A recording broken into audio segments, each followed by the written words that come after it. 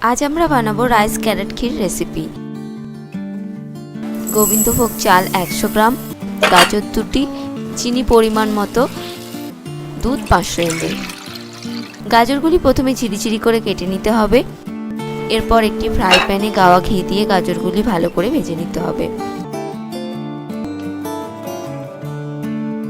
গাজরগুলি ভেজে নেওয়ার পর এটি একটি অন্য পাত্রে তুলে রেখে একটি পাত্রের মধ্যে দুধ দিয়ে ভালো করে ফুটতে দিতে হবে।